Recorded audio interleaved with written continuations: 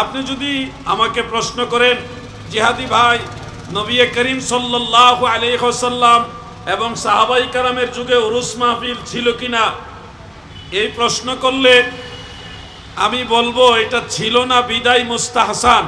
যদি নবীজির জামানায় এটা থাকতো তাহলে এটা হয়ে যেত সুন্নত। এখন যদি বলেন নবীজির জামানায় যে উরুস ছিল না সেটা আমরা কেন করব, এই এক প্রশ্নে আপনি নিজেও বিপদে পড়বেন। কেন পড়বেন?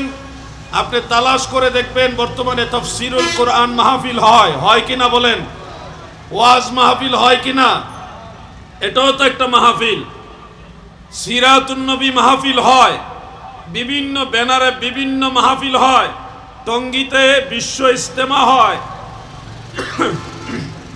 অলরেডি চট্টগ্রামে দাওয়াত ইসলামীর ইজতেমা চলতেছে।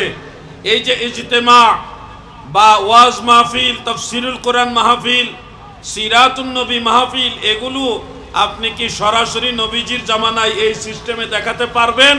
পারবেন না দাদু। কোরআনের তাফসীর নবীজি করেছেন, কিন্তু প্রচলিত সিস্টেমের যে তাফসীরুল কোরআন মাহফিল এইভাবে নবীজি করেন নাই।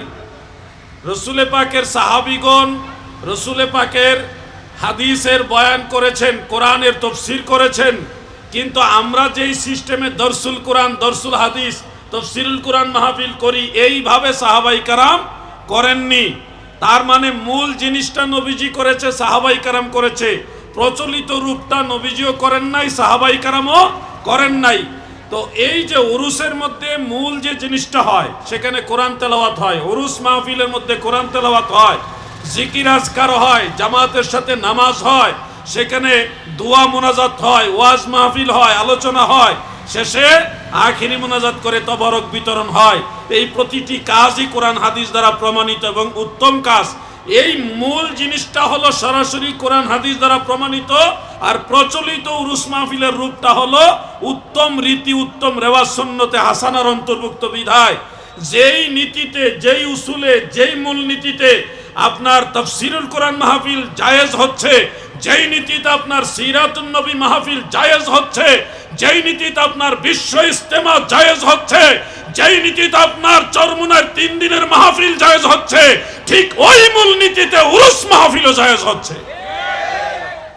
এখন ভাই বাবারা হিংসা করে বা গায়ের জোরে আপনি বলবেন উরুস বিদআত, এটা হলো গায়ের জোরে বলতে পারবেন, কিন্তু আপনি যদি গভীরভাবে চিন্তা করেন, ইসলাম এমন কোনো ধর্ম না যেটা যুগের চাহিদা অনুযায়ী অনেক গুরুত্বপূর্ণ বিষয় সমাধান দিতে পারে না। আপনি যদি দলিল খোঁজেন যে আমরা যে, খুব মনোযোগ দিয়ে কথাটা শুনবেন, আমরা যে এই সিস্টেমে ওয়াজ মাহফিল করি, সব ঘরানার আলেমরাই করে, এই সিস্টেমে সাহাবায়ে কেরাম ওয়াজ মাহফিল করছে কিনা দলিল খুঁজলে এই সিস্টেমের দলিল পাবেন না, কিন্তু ওয়াজের দলিল পাবেন। সাহাবায়ে কেরাম ওয়াজ করছে ওই দলিল পাবেন, কিন্তু এই সিস্টেমের দলিল পাবেন না। এই সিস্টেমটা জায়েজ হইল কোন দলিলে? ওই দলিলে মান সান্না ফিল ইসলামে সুন্নাতান হাসানা কানা লাহু আজরুন, ইসলামে যারা উত্তম রীতি, উত্তম রেওয়াজ আবিষ্কার করেছে তাদের জন্য রয়েছে উত্তম প্রতিদান। আপনারা আমাদেরকে একটু সহযোগিতা করুন যে রসুলের যুগে যা ছিল না আমরা তা মানি না, নবীর সাহাবারা যা করেনি আমরা তা করব না, এই কথা বলে আপনি কতক্ষণ টিকে থাকবেন ভাই? প্রথম ধাক্কায় যদি প্রশ্ন করি আল্লাহর রসুলের জামানায় মসজিদের মিনার ছিল কিনা, উত্তর হবে না। তাহলে মসজিদের মিনার ভাঙতে হবে। রসুলে পাকের জামানায় মসজিদের মেহরাব ছিল কিনা, উত্তর হবে না। তাহলে মসজিদের মেহরাব কি করবেন? রসুলে পাকের জামানায় কাতার সোজা করার জন্য মসজিদে দাগ ছিল কিনা, উত্তর হবে না। তাহলে মসজিদের কাতার সোজা করার দাগ কি করবেন? আপনি তো জোর গলায় বলেছেন নবীর জামানায় যা ছিল না তা মানি না। ও ভাই, নবীর জামানায় 40 দিনের চিল্লা মসজিদে মসজিদে ঘুরে ঘুরে ছিল কিনা, উত্তর হবে না। নবীর জামানায় কাস্ট করার সিস্টেম ছিল কিনা, উত্তর হবে না। নবীর জামানায় এই যে মসজিদে ঘুরে ঘুরে আপনারা দিনের দাওয়াতের নামে ঘুমাচ্ছেন, ইতিকাফের নামে এই রেওয়াজ ছিল কিনা, উত্তর হবে না। যদি প্রশ্ন করি নবীর জামানায় 21 সবক তরিকতের 21টা সবক আছে, চরমনাই দরবারও এই সবকগুলি দেওয়া হয়, যে রসুল পাকের জামানায় 21 সবক ছিল কিনা? উত্তর হবে না। তাহলে যেই দলিল আপনাদের এই সব জায়েজ ওই দলিলে মিলাদ মাহফিল জায়েজ, উরুস মাহফিলও জায়েজ, ঠিক কিনা বলেন?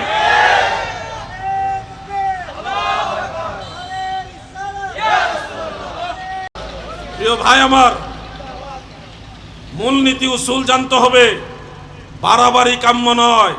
যে যতটুকু পারেন নেক আমল করেন, আল্লাহ তাআলা রাজি খুশি হোক, এটাই আমরা চাই।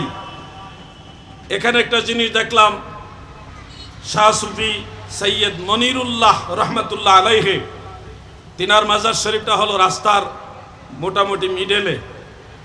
এই দৃশ্যটা দেখে আমার মনে পড়লো, জর্ডানে হজরতে আবু দারদা রাদিয়াল্লাহু আনহুর মাজার আছে।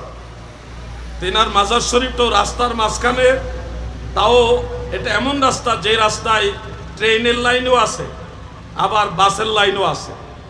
এই ট্রেন এবং বাস দুই রাস্তায় দুই পাশ দিকে এইভাবে ঘুরিয়ে নিয়ে তারপরেও হজরত আবু দারদা রাদিয়াল্লাহু আনহুর মাজার শরীফকে মাঝখানে ঠিক রেখেছে। আরব বিশ্বের অন্যতম গুরুত্বপূর্ণ একটা রাষ্ট্র হলো জর্ডান। সেই জর্ডানের রাস্তার মাঝখানে মাজার আছে এবং সেই মাজারকে তারা রাষ্ট্রীয় যত্নে সেটা খেয়াল করছে। আমরা সেই মাজার জিয়ারত করে আসছি।